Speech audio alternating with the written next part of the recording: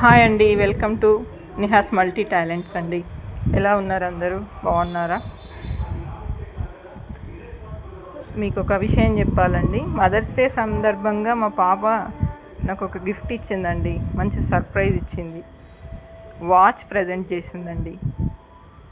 అదేవిధంగా కేక్ తీసుకొచ్చేసి మా అపార్ట్మెంట్లో ఉంటాం కదండి, అపార్ట్మెంట్లో ఉన్న అందరు మదర్స్ని పిలిపించి కేక్ కట్ చేయించిందండి. నాకైతే నిజంగా మర్చిపోలేని గిఫ్ట్ ఇచ్చిందండి.